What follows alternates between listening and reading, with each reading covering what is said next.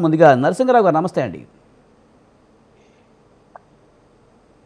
నరసింహరావు గారు నమస్తే అండి. సార్, ఢిల్లీలో బీజేపీ సూపర్ విక్టరీ కొట్టింది. 27 ఏళ్ల కల అయితే సాకారం చేసుకుంది.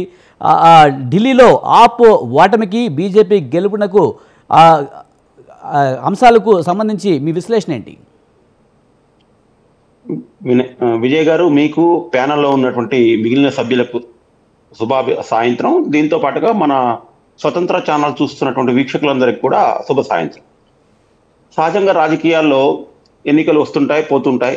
ఎన్నికల్లో ఒక్కొక్కసారి ఒక్కొక్క పార్టీ గెలుస్తుంటుంది, ఒకసారి అధికారానికి ఓటమి చేరువవుతుంది. ఇవన్నీ కూడా సహజంగా జరుగుతున్నటువంటివి.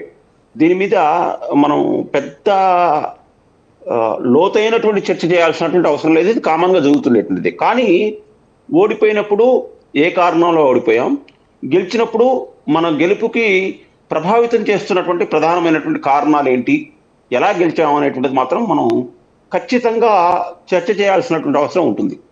ఆ నేపథ్యం ఈరోజు ఢిల్లీలో అరవింద్ కేజ్రీవాల్కి సంబంధించినటువంటి ఓటమి. ఇక్కడ నేను బీజేపీ గెలవటం అనేటువంటి దానికంటే కూడా అరవింద్ కేజ్రీవాల్ ఓటమిగానే మనం దీన్ని విశ్లేషించుకోవాల్సినటువంటి అవసరం ఉంది.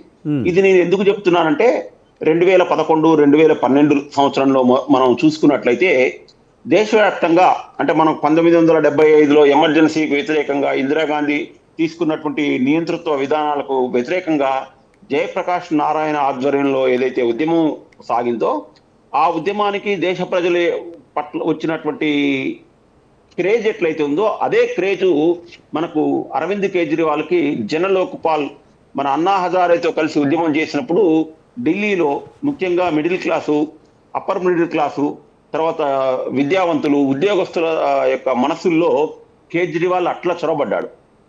అంటే ఇతను ఒక అవినీతి నిర్మూలనకు ఇతను ఒక ప్రతీక, ఇతను ఒక నిలబడతాడు అనేటువంటిది ఆ 2012లో ప్రజలు వాళ్ళ యొక్క మనసులో నిలబడ్డటువంటి వ్యక్తి ఒక 13 సంవత్సరాలు అయిపోయే వరకల్లా, 2012 నుంచి 2015 సంవత్సరం, అంటే 2025కి వచ్చే వరకల్లా ఆ వ్యక్తి అవినీతిలో కూరుకొని పోయి 3 మంత్రులు, 4 మంత్రులు ఈడీల చుట్టూ, సిబిఐ చుట్టూ, జైలు చుట్టూ కేసుల్లో ఉండి ఓటమి చెందటం అనేటువంటిది మనం ఖచ్చితంగా చర్చించుకోవాల్సినటువంటి అవసరం ఉంది. ఏదైతే అవినీతి నిర్మూలనకు ప్రతీకగా చూశారో అదే మనిషి అవినీతిమయం అయిపోయాడు అన్నది ప్రధానంగా ఇక్కడ తెలుస్తుంది. దీంతో పాటుగా రెండోది ఏంటంటే, అతను 2013లో మొట్టమొదటిసారిగా ముఖ్యమంత్రి అయి కాంగ్రెస్ పార్టీ సహకారంతో ముఖ్యమంత్రి అయినప్పుడు అతను చాలా సామాన్యుడుగా చీపురు బట్టి అన్ని శుభ్రం చేస్తాను అని చెప్పినటువంటి వ్యక్తి మన వ్యాగనార్ కారులో సెక్రటేరియట్కి వచ్చేవాడు, మెట్రోలో తిరిగేవాడు ఢిల్లీలో. కానీ అదే 2023, 22, 24 ఇప్పుడు చూసే వరకు ఏంటి, అతను తన యొక్క నివాసవంతమైనటువంటి భవనం కోసం కొంత అమౌంట్, కొన్ని ప్రభుత్వ డబ్బులు ఏదైతే ఉందో దాన్ని దుర్వినియోగం చేశాడని. అంటే మనిషి యొక్క పతనం అనేటువంటిది ఎలా ఉంటుంది అనేటువంటి దానికి నేను ఈ 2 ఉదాహరణలు చెప్తున్నాను. అట్లాగే మొన్నటికి మొన్న అతను సహజంగా ఎవరైనా మనం ఇన్ని సంవత్సరాలు, అంటే అతను 12 సంవత్సరాలు అధికారంలో ఉన్నప్పుడు మేమేం చేశాం, మళ్ళీ మమ్మల్ని ప్రజలు ఎందుకు గెలిపించాలి అనేటువంటి విషయాన్ని ప్రోగ్రెస్ రిపోర్ట్ ప్రజల ముందు పెడతారు.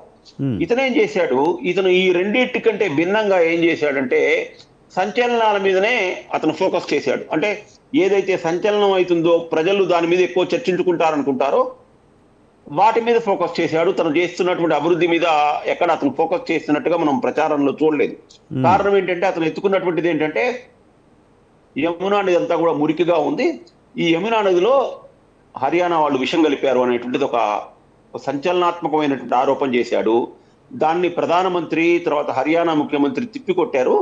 ఢిల్లీ ప్రజలు కూడా వాళ్ళు చెప్పిందే నమ్మారు, ఇతను చెప్పింది నమ్మలేదు అనేటువంటిది ఈ ఎన్నికల ఫలితం ద్వారా మనం అర్థమవుతుంది. ఎన్నికల ముందు ఢిల్లీ సీఎంని అతీష్ని కూడా అరెస్ట్ చేస్తారంటూ కూడా ఒక అంశాన్ని బయటకు తీసుకొచ్చారు.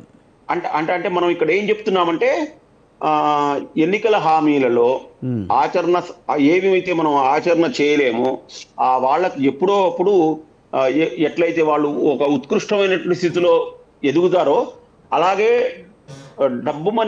డబేలు మని ప్రజలు వాళ్ళకు బుద్ధి చెప్తారు అనటానికి కూడా మనం ఈ ఢిల్లీ ఎన్నికల్ని ఈ రోజు వచ్చినటువంటి ఫలితాలు మనం ఉదాహరణగా చెప్పుకోవచ్చు. రైట్. దేనికంటే సాక్షాత్తు ఆ ఈరోజు కేజ్రీవాల్ ఓడిపోయాడు, అతను డిప్యూటీ ఉన్నటువంటి మనీష్ సిసిడియా ఓడిపోయాడు. అంటే రాజకీయాల్లో ఇందిరాగాంధీ ఓడిపోయింది, కేసీఆర్ ఓడిపోయాడు, ఎన్టీఆర్ ఓడిపోయారు, వీళ్ళందరూ ఓడిపోతారు. కానీ ఆ ఓటమి ఎలా జరిగింది అనేటువంటిది ఇందాక నేను చెప్పినట్లు ముఖ్యమైనటువంటిది.